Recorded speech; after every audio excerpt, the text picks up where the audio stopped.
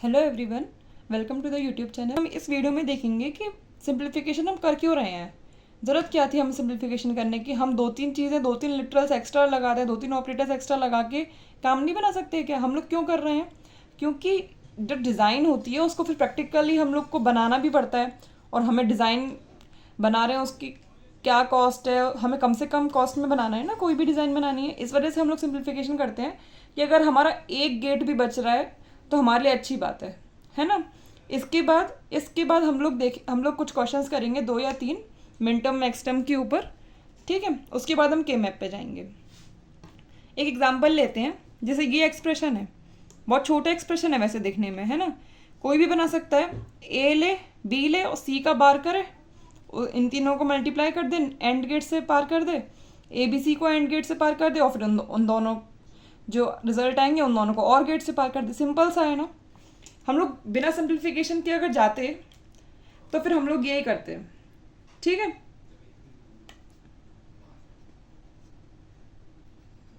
B C bar plus A B C, ये कौन सा है? 1 1 0 1 1 1, ये 7th है और ये 6th है। हम लोग क्या कर रहे हैं? M6 प्लस M7 कर रहे हैं, ठीक है। इससे अगर हम सर्किट बनाएंगे तो कैसे बनेगा? ए बी सी,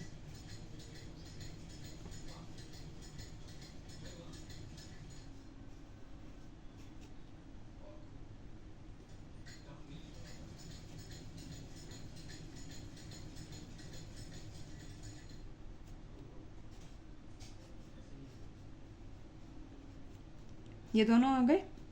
अब इसमें हम लोग और से पास कर देंगे। ये इतना बड़ा सर्किट बना इसके लिए, ठीक है। इसमें हमें क्या क्या ज़रूरत पड़ी?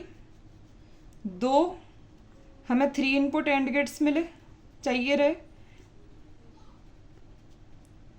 एक 2 इनपुट और गेट चाहिए था, ठीक है। और एक नॉट गेट चाहिए था। ये गेट्स खरीदने पड़ते तब हम पे ये सर्किट बन पाता। क्यों? क्योंकि हमने सिंप्लीफिकेशन नहीं करा। हमने सोचा कि कुछ ही तो एक्स्ट्रा लिखना है, लेकिन प्रैक्टिकली तो कितना ज़्यादा महंगा पड़ गया ना।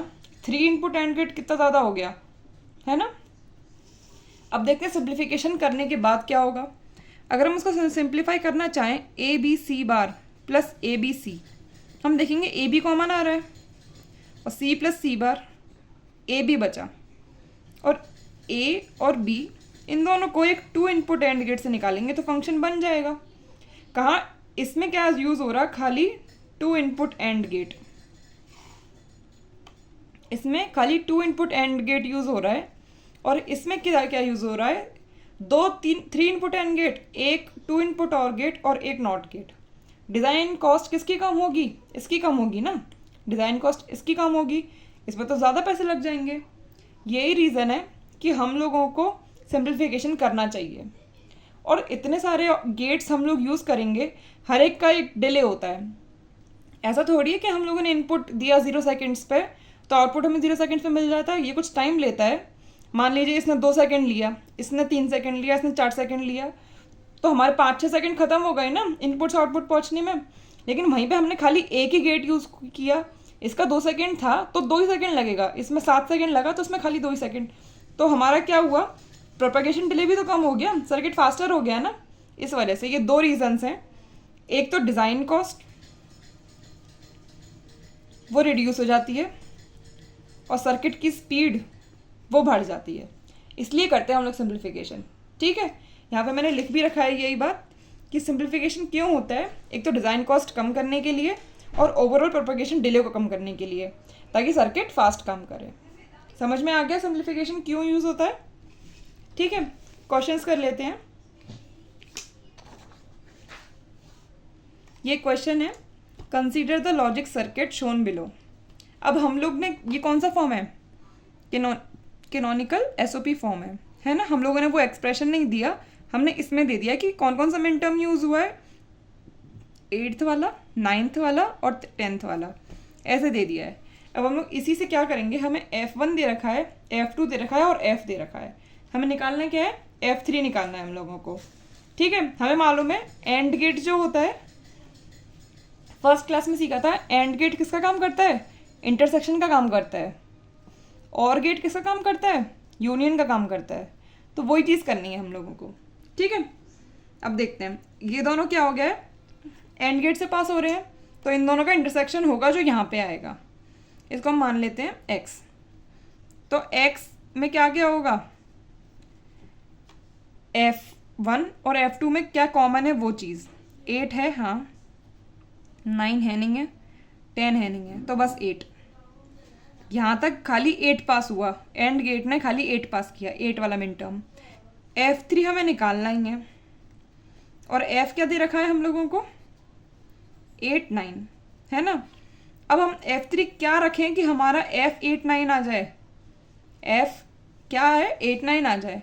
हमें मालूम है कि ये जो है यूनियन है, X और F3 में जो कुछ भी होगा सब यहाँ पे आ जाएगा, है ना। तो यहाँ पे 9 तो होना ज़रूरी है, क्योंकि 8 तो वहाँ पे था और 9 यहाँ पे होगा, तभी तो यहाँ पे 9 आएगा। और या फिर 8 और 9 दोनों हो तो भी कोई बात नहीं है, 8 यहाँ पे भी है यहाँ पे भी है, तो 8 उसने ले लिया और 9 यहाँ से ले लिया, है ना। तो F3 क्या क्या हो सकता है, या तो 8 9 या फिर खाली 9, ठीक है। ये F3 है। समझ में आ गया एसओपी, कैनोनिकल एसओपी फॉर्म कैसे यूज होता है क्वेश्चंस में। अब हमें बड़े बड़े एक्सप्रेशंस नहीं दिए हैं, बस ये दिया हुआ है और सर्किट दिया हुआ है, ठीक है। दूसरा क्वेश्चन देखते हैं, output of logic circuit is equal to 1 for following conditions. ये एक सर्किट है, ये जो सर्किट दे रखा था ना यहाँ पे, उसकी जगह हमें यहाँ पे एक बॉक्स दे दिया है। ये इनपुट्स हैं A B C और ये आउटपुट है F। हमें बताया है कि 1 कब कब आया है हमारा, A and C are true. A और C ट्रू है, मतलब A और C, A बार C बार नहीं, A C, ठीक है। B and C are false, मतलब B बार और C बार, तब A C B and C are true, A B C, A B C are false, A bar B bar C bar, ठीक है। तो हमें मालूम है कैसे लिखा जाएगा, कब कब ट्रू था। ये तो ट्रुथ टेबल हम बनाते थे, यहाँ जहाँ पे 1 1 आता था उन्हीं को तो प्लस करते थे ना। और उसने यही दे रखा है कहाँ कहाँ पे 1 आया है, इस पे इस पे इस पे और इस पे, इन सबको ही तो प्लस करेंगे। AC plus B bar C bar plus ABC plus A bar B bar C bar, ठीक है। शॉर्टकट ले लेते हैं, क्योंकि हमें क्या करना है, कैनोनिकल एसओपी फॉर्म बनाना है। कैनोनिकल एसओपी फॉर्म में सारे लिटरल्स होते हैं ना, यहाँ पे तो B नहीं है, यहाँ पे A नहीं है, तो हम क्या करेंगे, A dash C plus B bar C bar plus ABC plus A bar B bar C bar, ठीक है। अब ये तो 1 है, यहाँ पे 0 और 1 दोनों यूज़ हो सकते हैं, ये 1 है।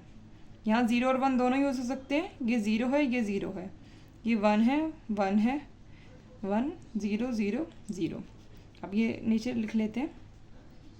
अब देखिए F क्या होगा, समीशन M, एक तो क्या यूज़ हुआ, ये 5 7 0 4, 7 पहले से ही है और 0 भी पहले से ही है, ये है आंसर। क्या है, 5 7 0 4। या तो हम इसको ऐसे लिख सकते हैं या फिर हम ऐसे भी लिख सकते हैं। 5 मतलब ये, और इसका मतलब क्या है, A B बार C। 7 मतलब ये, इसका मतलब क्या है, A B C। 0 मतलब ये, इसका मतलब क्या है, A bar B bar C बार। और 4 मतलब ये, इसका मतलब क्या है, A B बार C बार। ये फंक्शन है, ये एक्सप्रेशन है, ये कैनोनिकल एसओपी फॉर्म है।